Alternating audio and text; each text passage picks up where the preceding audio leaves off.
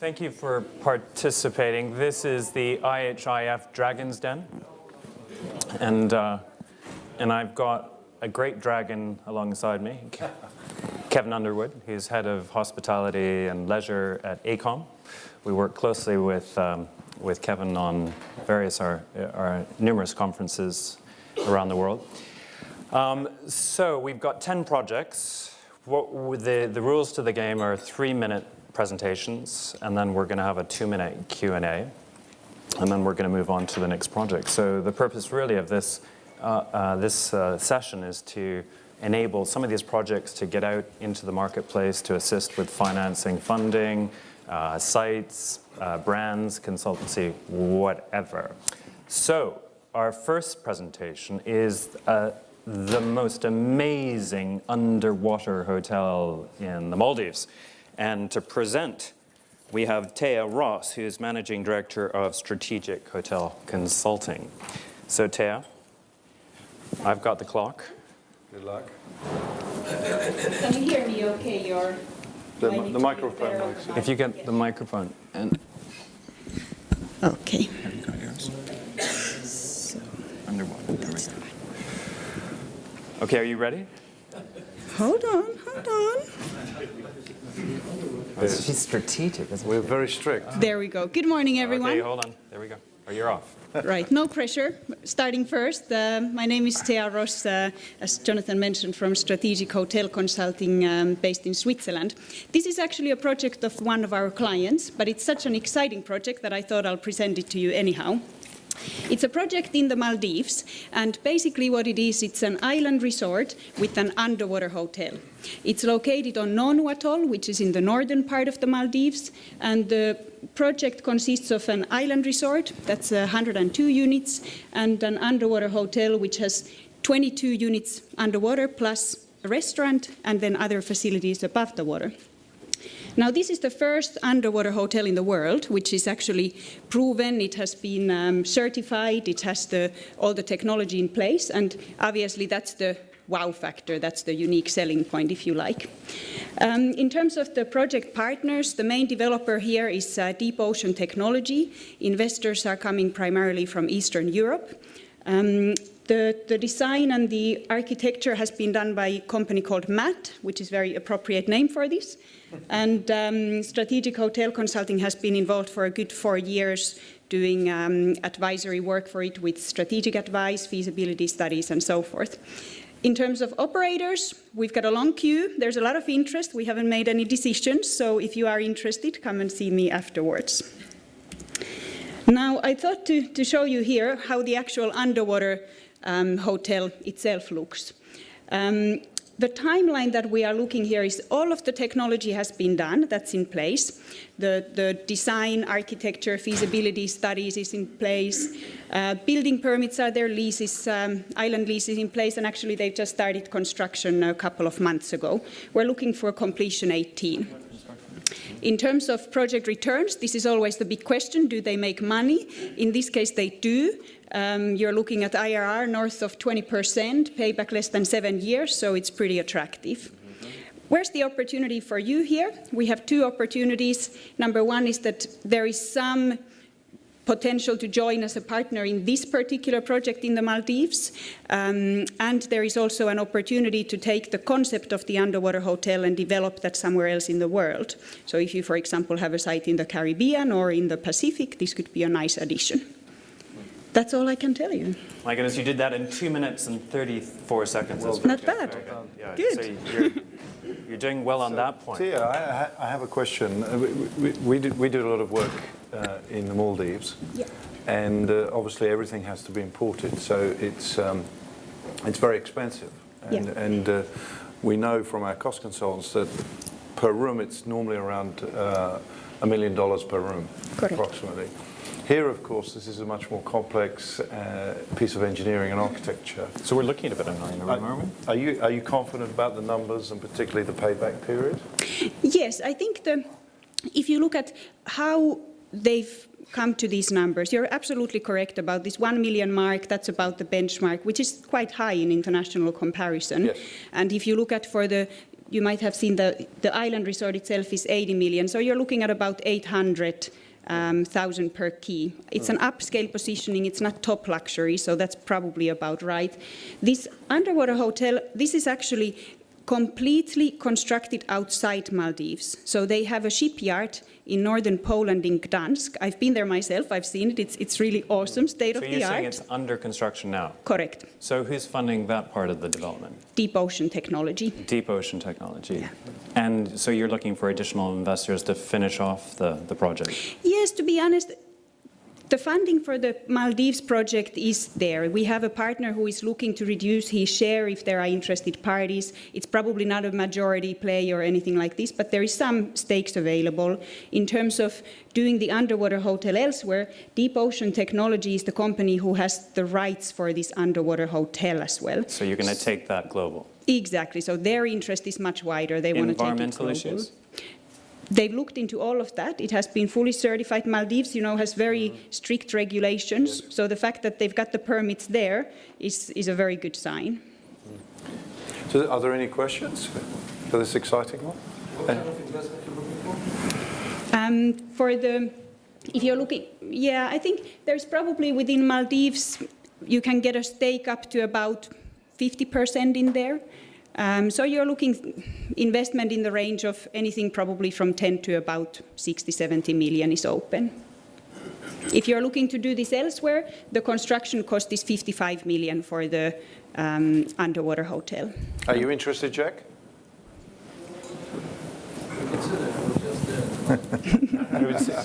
It would certainly be a global brand, great marketing. But are you looking for an operator at all? We're considering that. It's a big question at the moment because the development itself, it has a lot of unique factors. So do you really need an operator? Are you maybe better off not having it? It gives you more flexibility for the future expansion. Okay, so at the moment, we certainly haven't committed into anything. We are discussing. Okay. Well, of course, there are operators that have a sub-brand that don't carry the brand. So yes. If you wanted the marketing engine of a big brand but didn't want to carry the brand, Hilton Curio, for instance, is one. Correct. And Thea, you've run out of time now, but what an interesting project. So I suppose you just need to be careful of any aquatic issues, waves and things like that. Yes, and you need to put it into a place where you've got something to look at. So that's the biggest criteria. So ideally a place that has marine life, that has corals, that has fish, makes it interesting. So that's a good starting point. Yeah, thank you very much.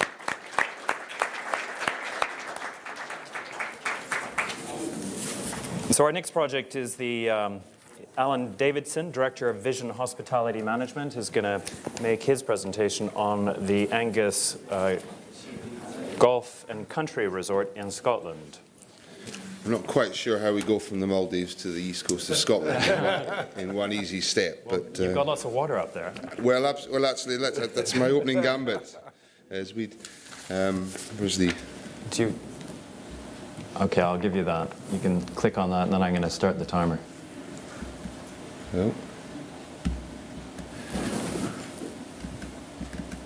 Oh, here we go. Okay, your time's starting now. Okay. It's a good lead-in to start with an underwater hotel and then come into the Scotland project, because in actual fact the Angus is on the east coast of Scotland, and it is just an important point that they actually have 80% less rainfall on the east coast of Scotland than they do on the west coast of Scotland. So this is on the east coast of Scotland. So we have the Angus project, which is a mixed-use project that effectively is, the driver is a 200-bedroomed hotel and golf course. You can see from the picture on the right-hand side, the profile of the golf course will be heavily influenced now by the fact that it's designed by Darren Clark. I think he really wishes he hadn't been paid for it already, because he's been on the go for 2 or 3 years with us now, and he's obviously just been appointed as the Ryder Cup captain next year. So we've got a 2 or 3 year window whilst that exposure is there. Plus the location is just outside Carnoustie, which is of course very famous for golf. There is 2 major competitions in the next 3 years going to be held in the area as well. And the exciting part about the whole project is that the developer is a landowner locally, and he has actually got all the planning consents in place. He originally had a 7-year timetable on delivering it. It's now a 5-year from start to finish. We can get the planners to accommodate that. All the infrastructure has been supported by the Scottish Executive, so that's all in place as well. How do I go to the next one, Jonathan? The partners that we've currently got in place, there is nothing contracted in at the moment, but we have been working with Wyndham to create the value of the hotel proposition, and the local construction businesses are supporting us actually on the residential piece. So there's 165 residential properties. 85 of those are going to be single units on the fairways of the golf course overlooking into the mouth of the River Tay and beyond.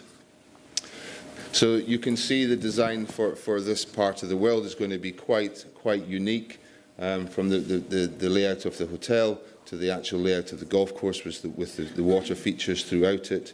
And you can see that literally is the picture from what we believe will be one of the bedrooms overlooking that golf course in the valley. So it's going to be pretty special. And the conference rooms are also at the back of it on a step base, also with views out over the others from terraces, etc., etc. On the return side of it, we do have, as I said, full planning in place. Over the 5-year cycle, there is a couple of steps that we have to do, so we can release a certain number of houses once we've got the front door of the hotel built. Once we've got the roof on, we can release more, etc., etc. But the end IRR is sitting round about 23% for a £60 million investment at the moment.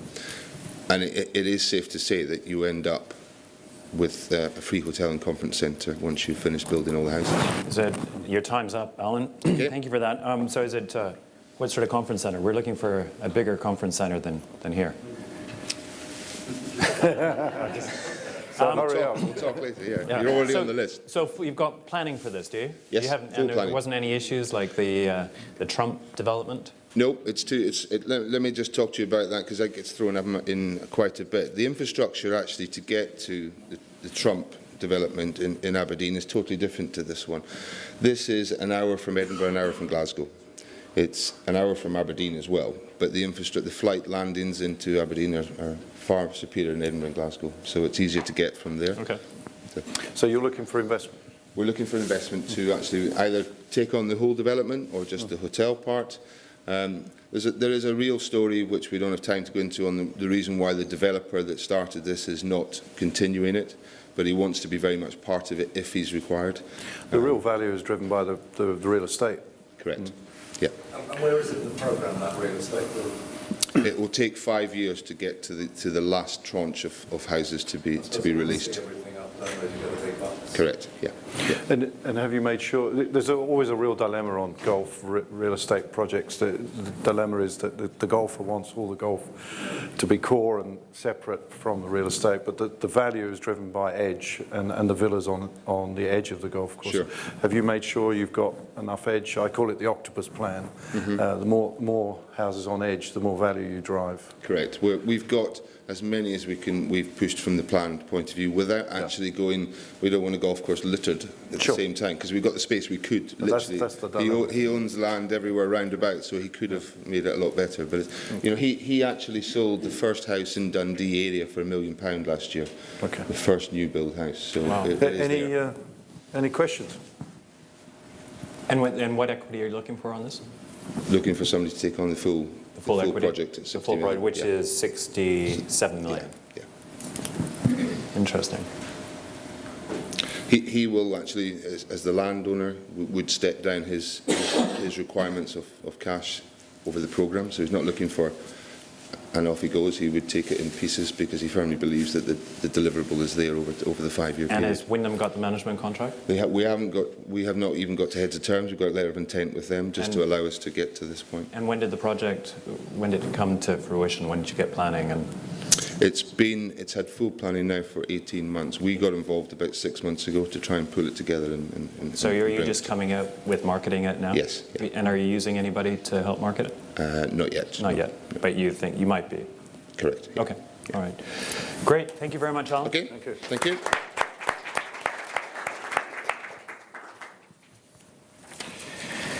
Okay, our next project is an eco-resort, Natural Mystica, and Peter Lishan, the CEO of Lushna, is going to make his presentation. Hello, everybody.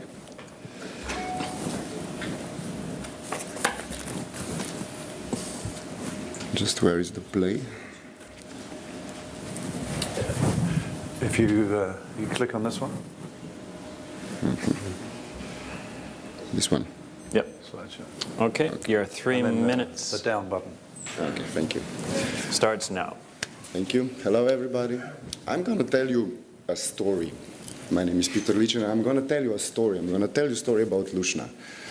Lushna is actually how we call simple and beautiful girls from the region where I come from. I'm from Slovenia. And what we did, this story begins like 3 years ago. We did 8 huts with 8 private toilets for one touristic destination, or existing camping from one hotel chain in Slovenia. It was like experiment. Nobody believed this would go anywhere. And what we did, basically, we tried to combine the level of the hospitality you get from 4 5-star hotels, that means top hotel bed and service, with experience that you have in living in campings, in nature. We put that together. We said, okay, let's try. And the story actually began at that time. There was a lot of surprises. First of all, after 4 months, the London Times published 20 most interesting glampings in Europe. What is glamping? I don't know, but even knew. We didn't start it as a glamping, but we checked it. It's a market. It's growing 30–40% a year. It's 2 billion big. Okay, let's serve this. We said, it can be wrong. So we actually, the second surprise was, first year, occupancy, 60%. We thought 10, 20, and they will deal with it. We'll try to push it. We'll hustle, and maybe it comes something out. Second year, 91, then 90. And what is the most interesting, actually, 40% local users. Slovenia has a very poor buying economy. People don't spend much. But they're prepared to spend for this 70, 80, even 100 euros per head per night. So basically, this comes, of course, with private bathroom, tap, everything full service. So we said, okay, this is it. We're going to make a company of this. We're going to make Lushna glamping experience. We studied the development. We studied the market. We gathered together the experts that we needed before we were architectural office. We put together the experts from marketing, from hospitality, from wood building, everything that we need, basically. And we went on market half a year ago. First, we get 1 inquiry, 2, 3. Now, in January, we have 70 inquiries per month. Basically, 10 of them are interesting, 5 of them have potential, 1, it's really great, and this is one of them, actually, that we got quite in the beginning, and we already developed them. It's a simple, beautiful, natural environment, and what we're going to present here is dispersed hotel. We don't want to call this glamping anymore, because basically, campings cannot reach the level of hospitality of hotels, but hotels can imagine just a different form. Basically, it's the service of hotel and the biggest asset. It's, I think, the biggest asset that we all think there is on the planet, nature. What we promise, not promise, what we calculated basically on the level of experience that we have from previous, and we checked it on the market and everything and how we could do it. It's 9,000 square meters pure nature. We have 50 different kinds of butterflies. Peter, your time's up. Sorry. Then actually it's 1 million to investment. Land is 1,000 euros from the municipality, and we can do it in 4 years. If we get an investor who has expertise in hospitality, he can do it 3, maybe even 2. We can put it on the market in 1 year. Okay, so just to understand, you're building these tents, glamping tents, and are you putting them alongside hotels, existing hotels? Or? Also, this could be possible, but we actually... I think that's a good idea. Yeah, also, and golf places and stuff. But we tend also to do this in suburbs, not in suburbs, near the towns, the big towns in Europe. We plan to build, like, in next 5 years, 30 locations like this. 13 locations? 30. 30 locations. Yeah. And how much, sorry, how much is each location? What's the cost? 1.2 million. 1.2 million. For this one, okay. that in- 1.5, let's say, with And that purchase of land. includes those facilities as well? Everything. so the food and It's beverage. around 60,000 euros per hut. Right, and have you room. raised any money yet?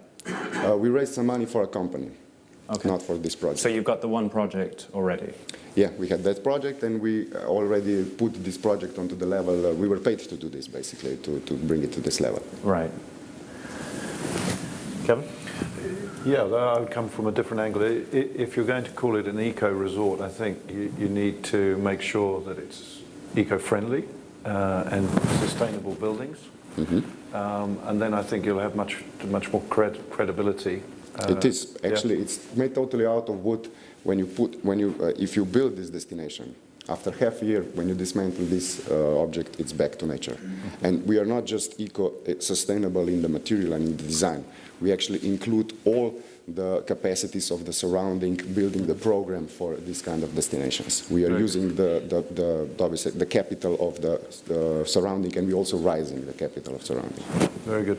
What is the barrier to entry for this? Say, I've seen the concept, I can go and do it myself. Have you done any copyright or patent on the design? Or?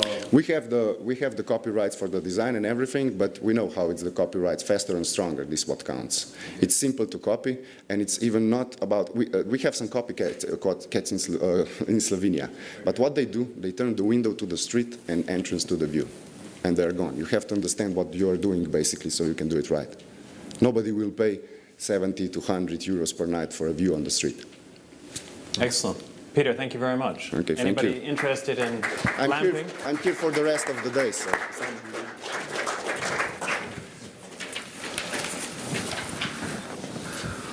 Our next project is Acqua di Volci, and it's Mario Stifler, who's senior consultant of Thermario Thermarium. Bardabau. Is that right? In Tuscany. In Tuscany, this is Okay. right.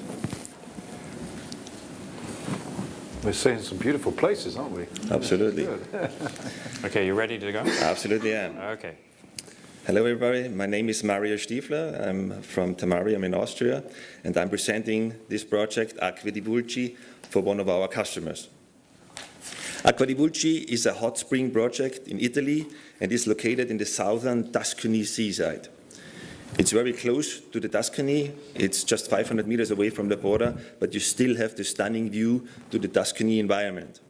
The total size of the property is around 42 acres, and 9,000 square meters of building facilities and pool areas are already authorized and ready to build.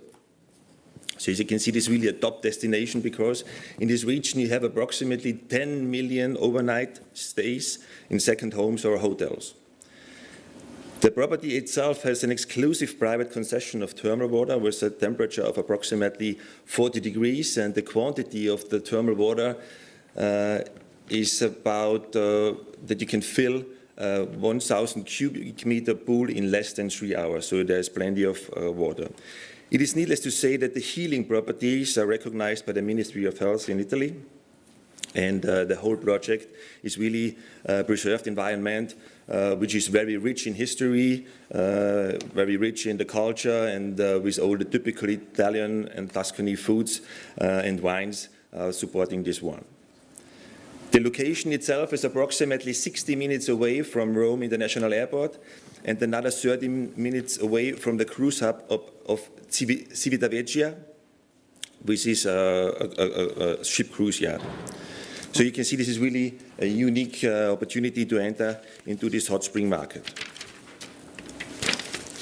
Summer effects. So what is the plan? The plan is to build a 4 to 5 star hotel and spa resort village with a restaurant with approximately 120 seats, and the pool area with pool surface, water surface of more than 2,000 square meters.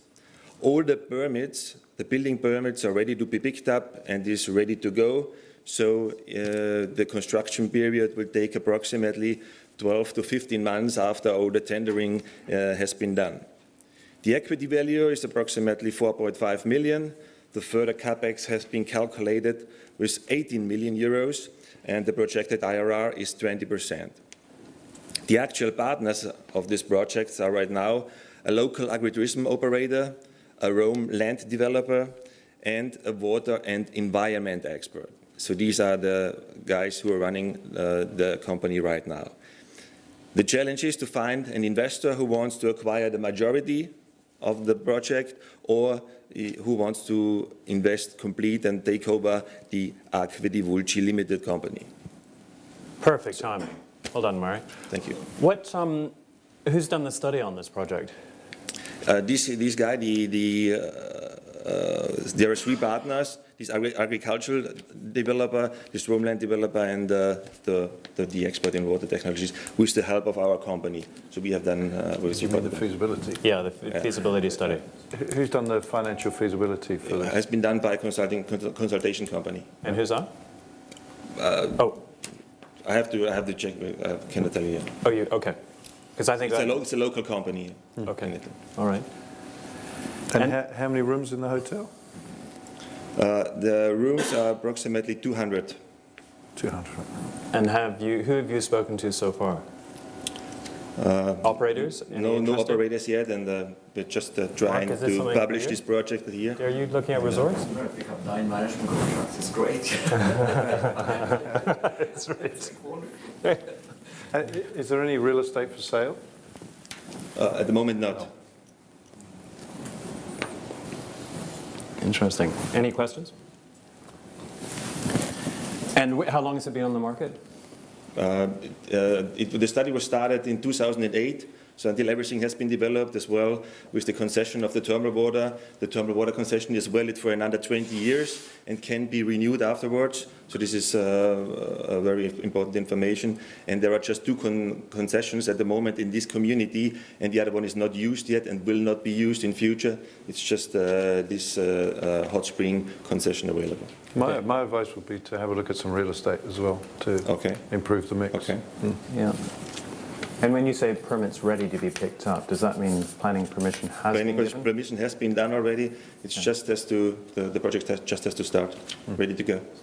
And on the debt side, is there any? Have you spoken to any debt providers? Not yet. Not yet. Okay. All right, Mary. Thank you very Thank much. you. Thank you.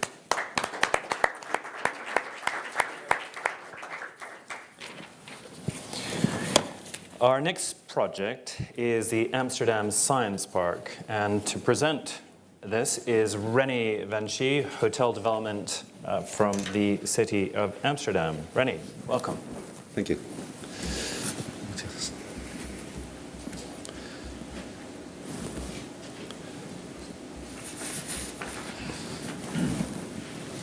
Okay, your time starts now. Thank you very much. My name is René van Schie. I work for the City of Amsterdam. And why am I here? I'm here because the University of Amsterdam is trying to lease out a piece of land at the Amsterdam Science Park. And they're doing that in strong partnership with us. Just to tell you a little bit about the location. This is Amsterdam. As you all may know, this is the, let's say, ancient city of Amsterdam. And the Science Park is right here in the eastern borough of the city. What is the Science Park? The Science Park is a park which has been built to stimulate innovation. And what is happening at the moment there? There is the Amsterdam University, which has their science facilities there. It has 4,000 students, and they're teaching biology, computer science, astronomy, chemistry and mathematics and other classes. There are 1,300 student flats, and there's a state-of-the-art sports center. And there are 8 University of Amsterdam research institutes, such as the Advanced Research Center for Nanolithography, in which ASML is one of the partners. Next to that, there's researchers that work on things like cryptology, nanophotonics, smart grids, and so on. More than that, the Science Park houses more than 130 companies, which are all based at the Science Park, all, of course, working in the same field of science. And the idea is to develop a hotel. The hotel will have can be around 72 meters high, and can have a maximum of 12,000 square meters floor space. It can be in either one of these 3 locations. The zoning is already organized, so basically a developer can choose which of these locations are best.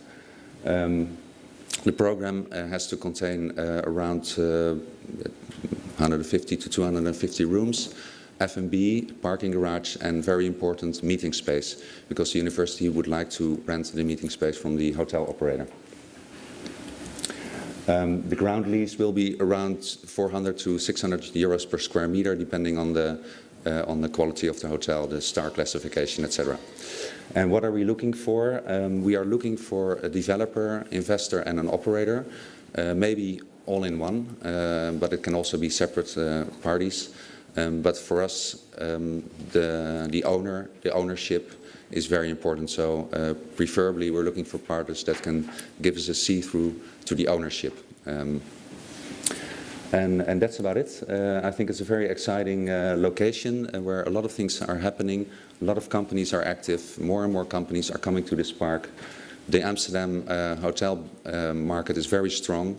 We grew by 10% last year and 8% the year before. Average occupancy runs around 78%. Average rate is around 125 euros. The city center is more or less closed for the developments. So this part of town, which is only, I mean, I live around this area. I cycle in 10 minutes to the Dam Square. It's very close to the city center, very well connected. It has a train station at the park as well. Rennie, your time's up. Thank you. What a great project. So have you sold it yet at the conference? No. You haven't? No, there are some parties interested, but we're really looking for somebody who's really willing to do it. Of course, we have a lot of developers looking at it, advisors looking at it, but we're really looking for somebody that can make it happen. I mean, this must make sense because you've got an immediate audience of both from business and the university, so this must make sense. You've had a feasibility study done, presumably. Well, not for the hotel operations itself. Right. So that this can be done by a future developer. Yeah. But we have a lot of statistics and data available. We know a lot about the hotel market. So Yeah. Yeah, so ideally, what brand would you?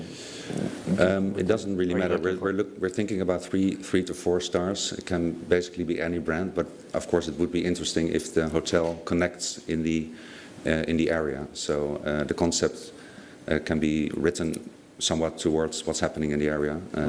But as I said, meeting space is very important for the university. Absolutely. Any questions? We have a chat with you.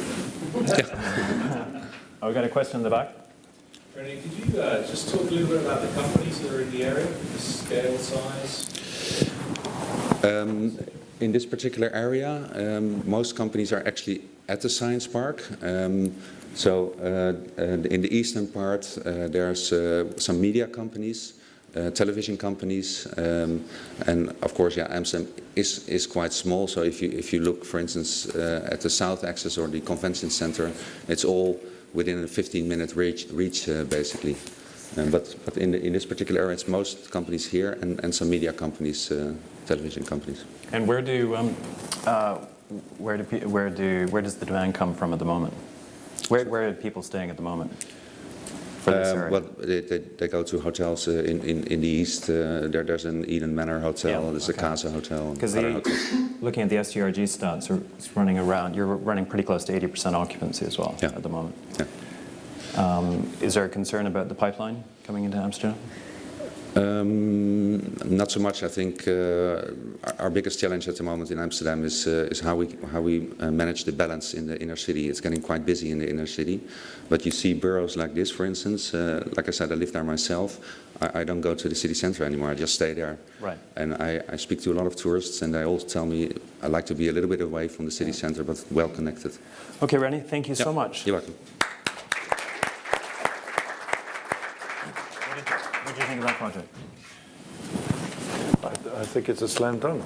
Yeah, well, it seems to make sense, doesn't it? That does really stacks up. Okay, so the next project is the Body Holiday. And Andrew Barnard, who's managing director of the Body Holiday Le Sport, is going to present. Yes, indeed. Hello, everybody. Good morning, good afternoon. I'm left-handed, so immediately I touched the wrong button. There we go. Okay. Okay, you all set? So, hold on, time let's starts expand now. this. Right, the body holiday in St. Lucia in the West Indies. Give us your body for a week and we'll give you back your mind. That's a promise we've been making to our guests for since 1988 when we founded the Body Holiday. What is the Body Holiday? The Body Holiday is it's the first vacation in the world to combine the pleasures of an active beach vacation, a luxurious Caribbean, West Indian beach experience with the opportunity to acquire skills and insights that enhance the rest of your life. So it is a wellness experience that's about improving people's lives in the long term and partnering with our guests. And we've been doing that for a very long time. Now, when we opened in 1988, the experience was perhaps a little bit too advanced for the market. We were a little bit before our time. But now today, with wellness at the forefront of everybody's mind, particularly in the AB customer segment, we are more current than we ever have been. And we're seeing that in the demand, which is absolutely tremendous. So how do we deliver this promise? Well, we do it through we allow the guests to tailor their wellness experience so that it's relevant to their state of wellness. And it doesn't matter whether you're a teenager or whether you're a cancer survivor, whether you're emotionally stressed from divorce or work, it doesn't matter. We tailor the programs for each guest who come to the property via a very specific software that we've developed ourselves over the years.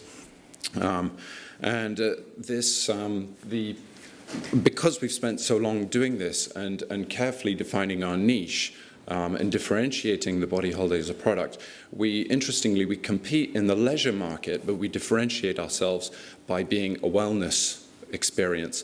And we compete in the destination spa market, but we differentiate ourselves by being a vacation and leisure experience. So we have this blue ocean of what we like to call the wellness holiday. And this has given us a very unique niche and makes it extremely difficult for our competitors to replicate. So why do we exist, actually, as the Body Holiday? And our sole purpose is quite simply to change people's lives one person at a time. And this is exactly what we do and why we run annually on an over 44% return guest ratio annually.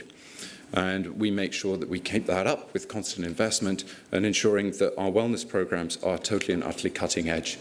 So we do all of the sort of DNA analysis and scientific body analysis, but everything is soft touch, and it's all just about improving people's lives. So why am I here? Your time is up. I'm here seeking investment to build a new resort in Antigua. Okay. So you don't have a project at the moment? Yes, I do. I have 2 sites in Antigua that I have. Well, I don't own them yet, but I am in negotiation with the owners of those sites, and we are seeking approximately $100 million for the first of 12 body holidays that we intend to roll out. And the intent of that is actually for this brand to become the dominant player in the wellness market, which is growing at about 14% a year. You say annually. You've been in this business for a while. You've been doing this. Where Since have you been 1988. Where have you been doing? In St. Lucia. St. That's the existing site. Oh, so that's That's what you're seeing in the photographs. That's up and running. How long has that been open? Since 1988. Yeah. Okay. Yeah, so big track record, very strong brand equity. And actually, we've already done this project once before. We did it on a management contract basis in Grenada, in the southern West Indies. And that was very, very successful. Andrew, are you interested in going into different parts of the world? Absolutely. So in order to build up management capacity in a first step, we'd be starting in the West Indies, close to home, where we can benefit from synergies. All our distribution channels are the same, our airline feeds are the same, our client base, our audience. And just to be clear, it's a wellness spa. It's not surgery or anything like that. Correct. Yeah. This is. So how do you differentiate from, say, someone like Six Senses? That's a spa and a holiday. It's a holiday. They are not as deep into the wellness as we are. I mean, when I say that the Body Holiday provides a myriad of experiences, we have over 100 different types of treatments, ranging from Chinese medicine right through to, Ayurveda and all of this. And every single day we'll have over 40 different types of activities, from high-impact aerobics through to physiotherapy work, through to How many rooms walks do you and have in your adventure. existing? We have 155 rooms, and the future resort is intended to be built at about 240 rooms. 40 rooms, okay. It must be a highly expensive operation to run, though. What sort of profits do you run on your existing property? Well, we convert at about 40% of GOP. So this is top end of the Yes, market? it's top end, yeah, it's Okay. top end. It's 5-star. Okay. And any questions from the audience? One over there? 100 million for 200 units? 240 rooms. And what else?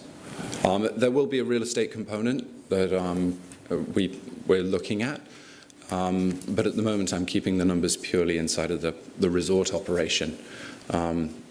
Real estate around it is gravy. And interesting question you said about you design the holiday around the individual Yes. as to what they require. I would almost think it's the other way around a little bit, because people don't necessarily know that they need treatment. Well, that consultation process starts prior to arrival. So if you are looking to run your first marathon, and we understand that before you arrive, we can say, okay, well, here's a program of treatments that we think you are going to really enjoy. What also makes this quite a unique concept is that it's fully all-inclusive. So unlike Six Senses and those where you pick and choose a little bit what you're doing, when you come to the Body Holiday, your spa treatments are actually already prepaid. So every single guest is getting a spa treatment every single day, and all of the classes are fully inclusive. So 4 or 5 yoga classes a day and all of this. So you're participating in all of this, and you get wonderfully wrapped up in the world of wellness. You don't, but you can lie on the beach and drink a pina colada too. Okay, perfect. Andrew, I was speaking to Andrew beforehand, and he's kindly offered to provide everybody with that attends IHIF a body holiday. Post IHIF, I think I need it. Well, no, I go into some hotels and I lose my mind. The plug sockets are in the wrong place, So it'd be great to get the mind back. Thank you. Yeah, thank you so much, Andrew. Thank you.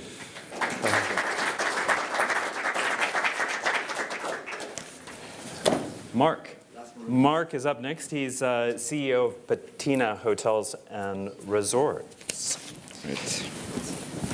Okay, that's not a good start. Oh, hold on. You're doing that as well, the body holiday. God, hold on. How does this work? What do you do? Oh, here.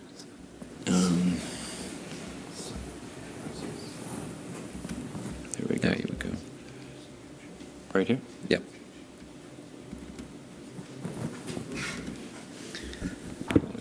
Oh, maybe we need to... Is that it? Yeah, that's it. Up. Oh, yeah, thank you. There we go. Here, this one. There you go. Who? Great, fantastic. Thank you, Jonathan. I mean, Sorry, you're very versatile. You've got 30 seconds. Oh God, no! You took 20 seconds off. Just a quick presentation. We are part of the Pontiac Land Group based out of Singapore. It's a private family, the Kui family. We're owners of some major luxury hotels in Singapore, Fourth, the Ritz-Carlton, Conrad, Patina, Regent, and Capella. And we are obviously, after so many years of owning luxury hotel, the move for the family was to start managing our own hotels. So that Patina Hotels and Resorts was created. And, where do we position ourselves? So we ask me, the market is crowded with new brands, so how can you find a white space? And I always explain it as it's a Park Hyatt with 4 seasons, intuitive service, and a sprinkle of W, so we're trying to really provide outstanding quality, but really catering to the new age luxury traveler who is really looking for a more relaxed, more engaging environment and going away from more the traditional properties. What is our vision really is to find out why are we here is really to find like-minded partners and develop, very special hotels. Very often people ask me, what's your goal? How many numbers? And obviously a couple of days ago here, we heard the big brand saying, I have 100 hotels, and I said 150 hotels. And we're really not putting a number to the vision. We want to do outstanding hotels that get better over time and are truly distinctive. So our 2 main projects, one is in Singapore, it's Patina Capital Singapore, wonderful hotel designed by Richard Meyer in a great location catering to leisure and business. And the interiors are done by Jaya Ibrahim. It's a mixed use with 150,000 square feet of retail, a theater, and 39 penthouses for sale, and the hotel is 157 keys. And has truly a strong identity, sense of place, and I think will make an impact on the market. The second hotel that is confirmed is the Maldives, not underwater, it's over water. 70 villas designed by Kerry Hill, and opening in 2017.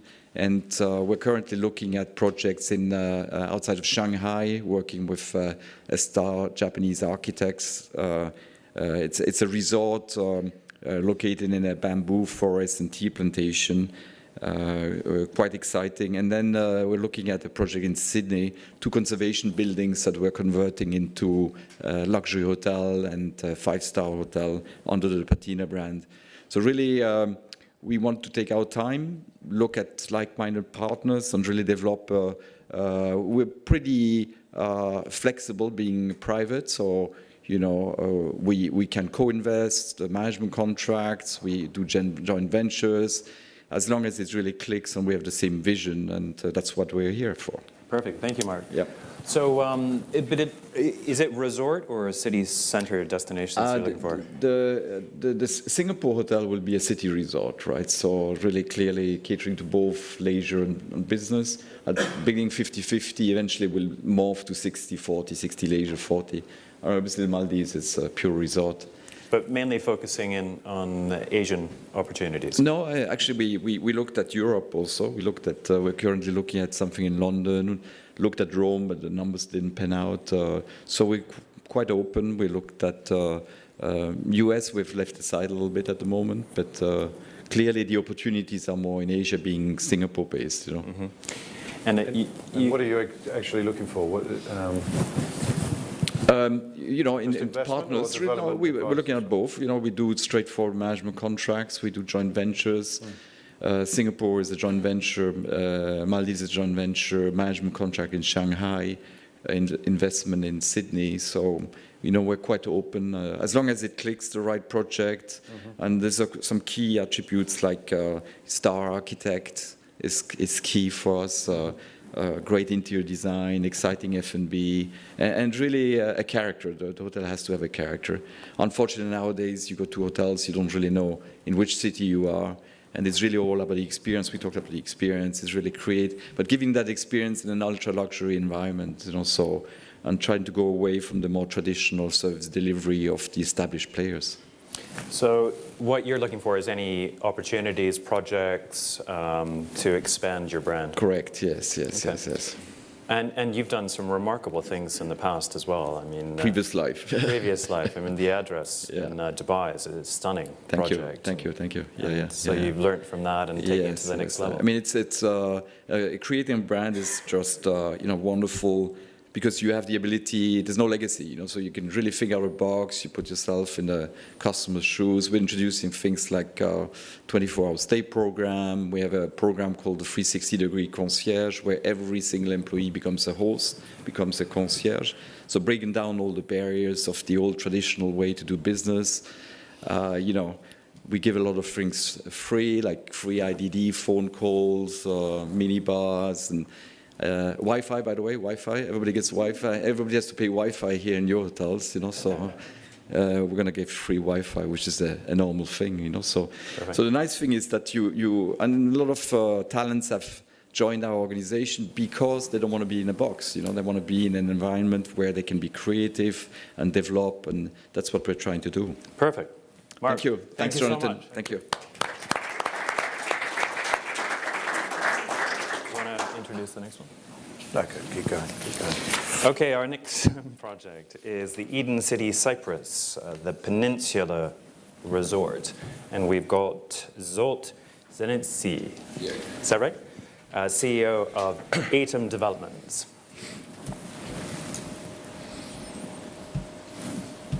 Do you need a hand with your... Maybe I can find it.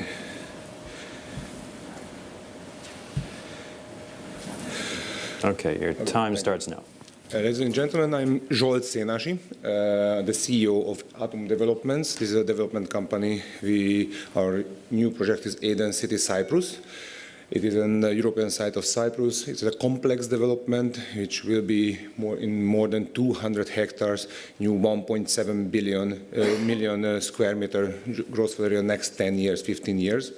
But including that, the orange shows you a unique peninsula resort, which is our first step to build up the really first 5-star resort and hotel on the island of Cyprus. The lands belong to the church. The church is our business partner in this. We have the lease right for 99 years. All on the shore, full with hotels, 4 5-star hotels. This is the unique peninsula, staying there and waiting for us to develop something unique there. We could start the construction end of this year, before the end of this year, after the season, and we want to open it, this resort, before 2017, end of 2017. In 2017, Paphos and this region will be the capital of European culture, so it's will be a big event to open it. In this complex has 5 towers. In the middle, the main tower is the hotel. It has 444 keys. We are looking now for management company and also the brand, which could brand it not only the hotels, also the another 4 towers, which is residential units will be there. Altogether around 430, 440 units. It's, the studios will be around 52 square meters. The biggest one, the duplex, is with 3-4 bedrooms with more than 250, 300 square meters. You can see the white. This is an area of shopping center, luxury shopping center and entertainment center, disconnected in the ground floor, the 4 towers. Also including in this development, in the first step, to create altogether on this 10-hectare land, 2.5 hectare on the shore, to creating new lagoons and big pools. And also you can see from there the sunrise and also the sunset too.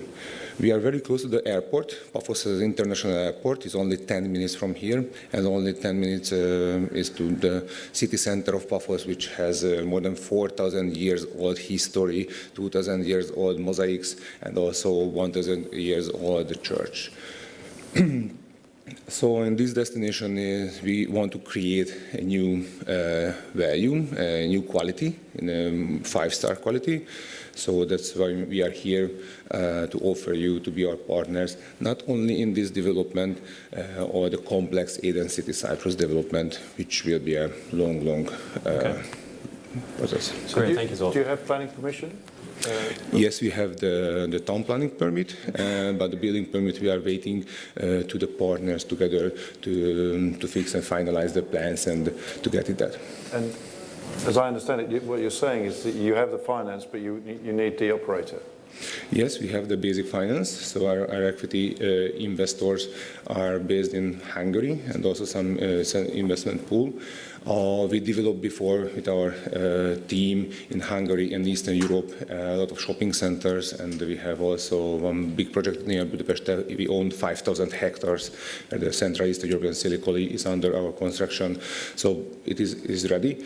But in the future, of course, all this development will be more than 4 billion euro capex in the end of 15 years. So we are open to discuss with other investment partners too. Oh, you've already met, have you? We met we signed some.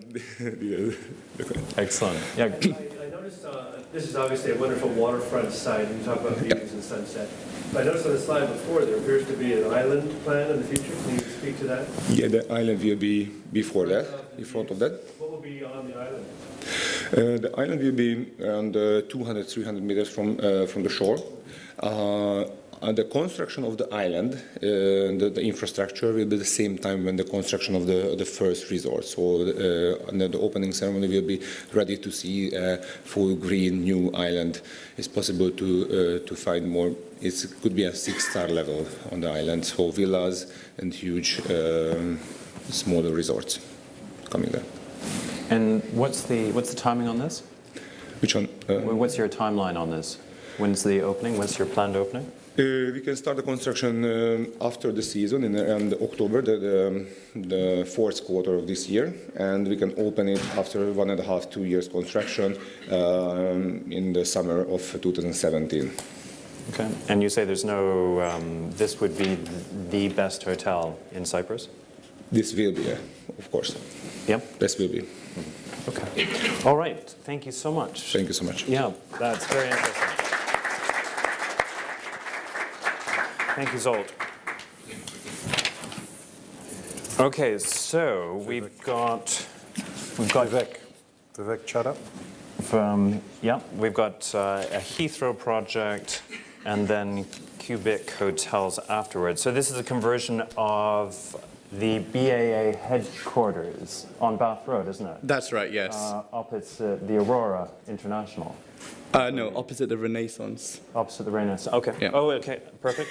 And so this is Vivek Chadha, Director of 9 Hospitality. Hi. Our current company, we're a young company. We own and operate, and we franchise 5 existing hotels, branded hotels in London and the regions. So what it is, our company, we just, is a private company, family-owned company, and we just acquired the BAA headquarters, where it's currently a vacant building opposite the Renaissance, probably one of the best locations on the Bath Road in Heathrow, and next to Terminal 1. Once you come out of Terminal 1, 2, and 3, we're just on the right-hand side. So what it is actually, it's a 60,000 square foot building, which we acquired last month with 200 parking spaces. And what we're trying to do in the existing building is convert the existing building into 170 bedroom hotels. We're looking for, a fun, young brand, a lifestyle brand, a good use, a functional hotel, functional lobby.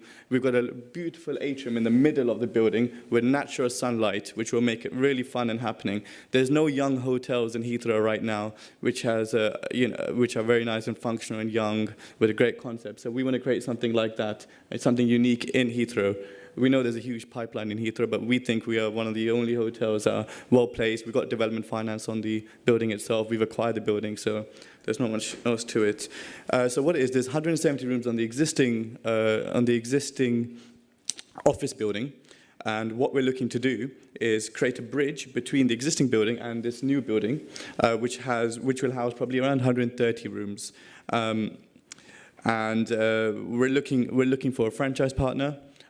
All our options are open. We franchise hotels ourselves, and yeah. So our options are open. We haven't got a contractor on board, but that's not a problem because we've developed hotels in the past. We've got funding on the 170 bedrooms within the office building. We don't have funding for the extension, so what we're thinking to do a phase development. So we do the existing office building, and then the extension, which will create another 130 rooms, do that after a phase. So after some time. However, if there's anyone that would propose to, maybe, rejig our current finance and give us full development funding on the whole lot, we'll be open to that. In terms of planning permission, we went to local council. They're pretty much happy with it because it's an existing, it's a conversion. It's quite straightforward. So we should be hopefully getting planning in the next couple of months, and we will ready to start construction really. One more time? You're 30 seconds before. Fantastic. Yeah. Okay. Sorry. Sure. I thought I was to add some stuff on figures. I just wrote down. So currently, there's probably around 5,000 rooms on the pipeline in Heathrow, but only 500 rooms are actually confirmed. So. And so we think we're well placed to deliver a project because our location is probably better than most of the other ones on the pipeline. Yep. Okay. Vivek, what an interesting project. So you've got the management expertise. Yes. And so you're just looking for a brand. We're looking for a brand that's a young brand, quite functional, someone who wants to make an introduction. Young being sort of mid-market-ish. Yeah, mid-market, someone who wants to make a good introduction, someone that probably doesn't have a lot of hotels, but if they they can give us good systems contribution. And a new product is something that we want to introduce in Heathrow. You must have been inundated with interest at this conference. Yes, yeah. But yeah, we really want to make a decision quick because we don't want to waste time. We know what we're doing. We know there's a lot of rebranding, a lot of name changing happening in Heathrow, so we don't want to make mistakes, meaning we don't want to make a decision too early when we know there's another brand change happening or new entry coming. So we want to make sure we're comfortable, we're right, we've got exclusivity in the area with maybe the other brands they may have, or we want to be comfortable. Do you need one of the big brands to give you comfort on the finance, or your lenders? No, we're open to everything. Okay. But obviously we need comfort in deliverability. But if someone says, if there's a young brand, I've seen a lot of new young brands, European brands in this conference, if they come and say they want to make a position in Heathrow, do you want to buy the building? Go ahead. Okay. So we're open to anything at all. What's the room size? So to actually achieve the 170 rooms in the office building, it's going to be a small room. We're looking at 18.5 square meters. Some rooms are bigger in the corner. I know there's small rooms, but I think if there's an efficient brand, a good functional brand, they can do a lot in 18 square meters. 18? 18, yes. 18, yeah, sorry, I thought you said 8. No. That's a coffin. Yeah. No, some rooms, a lot of the rooms are around 19, 20, some corner rooms are 21, 22, because it's an existing, not all the rooms are the same. Yeah. Well, I mean, here last year or the year before, we saw Moxie, which was in 17, which was very, very comfortable. Yeah, and I saw a sample room yesterday actually, and I think it's the Express one, yeah. Gen 4, and I think amazing use of the space, and it was only 18 and a half, I think. Yeah. No, it can be done. Yeah. Question down here? How much key money are you looking for? Everything. No. We don't know. I mean, for the existing 170 rooms, it's probably going to cost us in the region of around £8.5 million to develop. If you can get 1.5 million, we'll be happy with it. Obviously, it's not only the key money. I know I wrote that just to be cheeky, but I think the main thing is the partner is right. We're going to look at long-term because we're long-term. So we currently own 5 branded hotels, and we're long-term play. So if someone gives us a better package on fees, everything. We look at everything, to be honest. So there's no set amount in mind. Okay, great. Do we have any young brands in the room? I don't know. Well, here we go. Good. That's a nice entry. That's a nice segue spot for you. Yeah. Okay, Vivek, thank you so much. Thank you very much. Yeah. No, it's an interesting project. Okay, final presentation from Julia Fawcett, Managing Director of Cubic Hotels.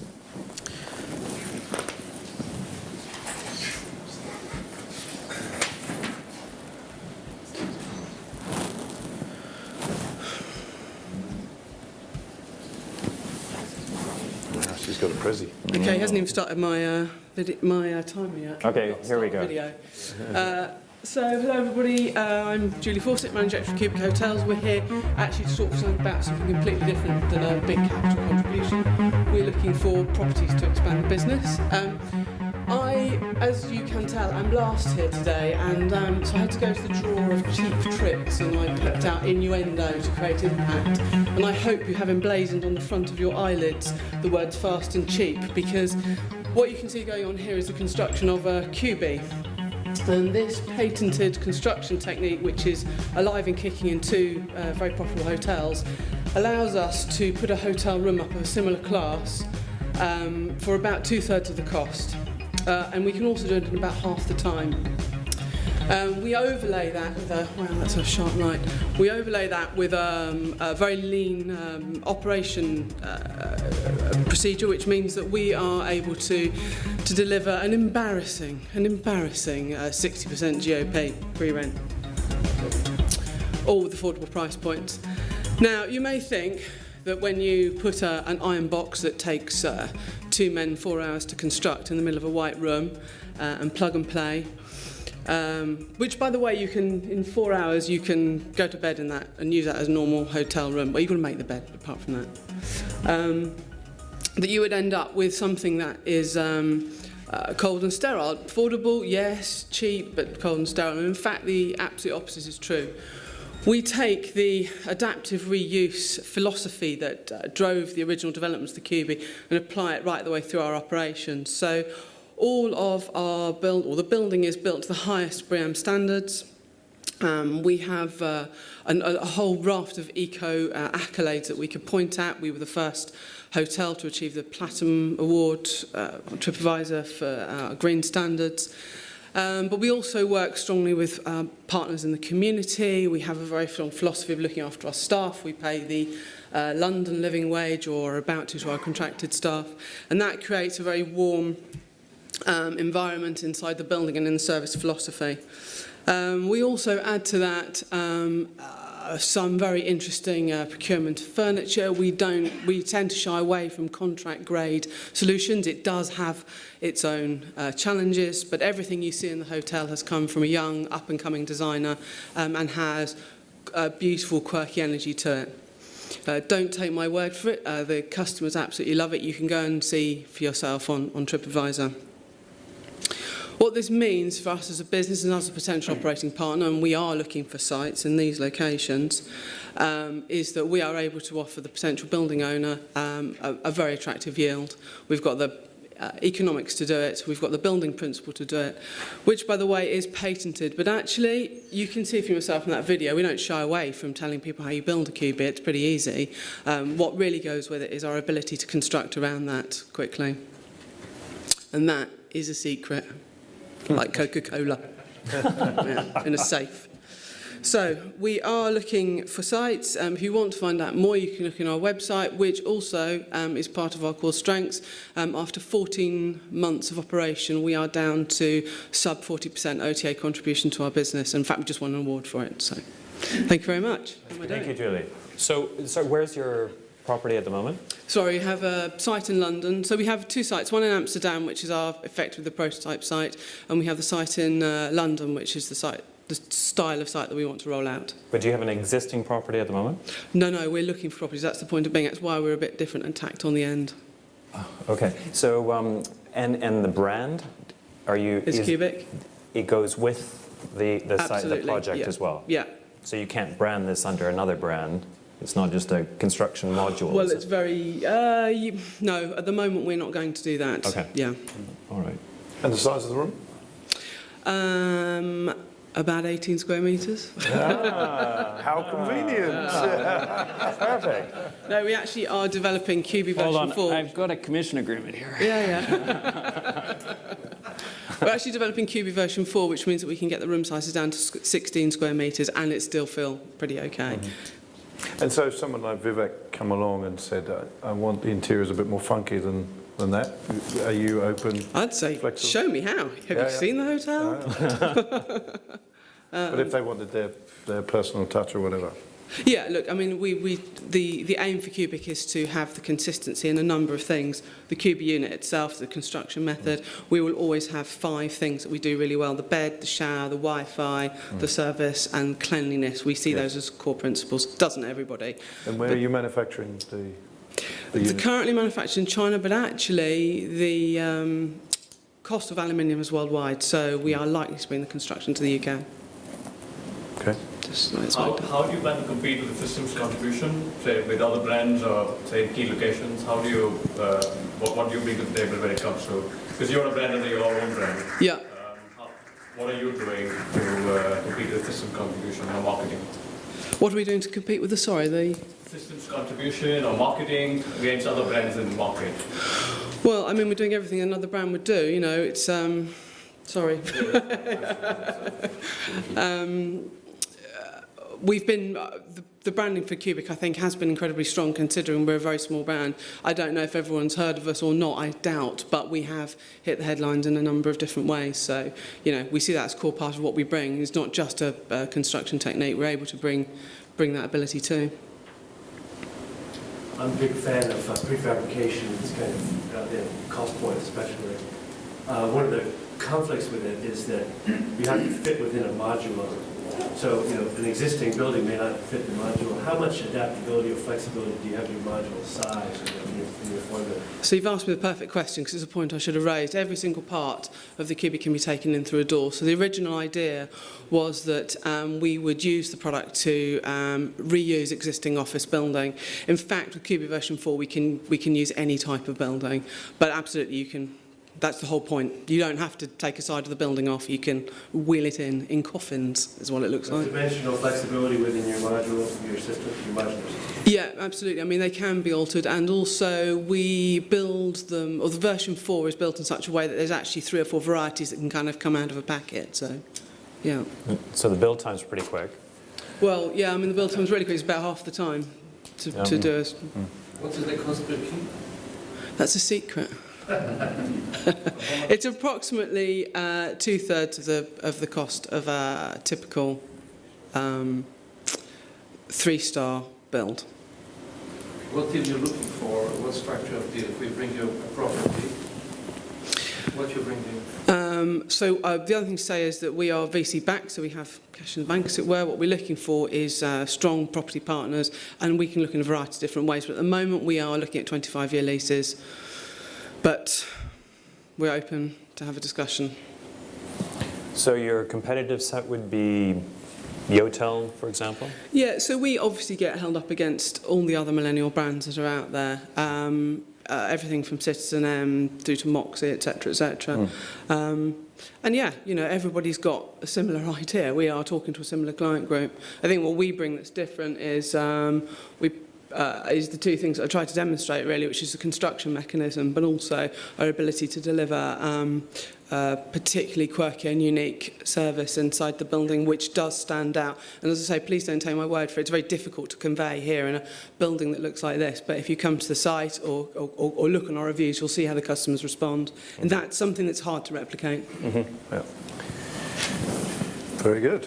Any other questions? Good luck. Yeah, Julie, that's a really interesting project. Thank you. Yeah. Thank you very much.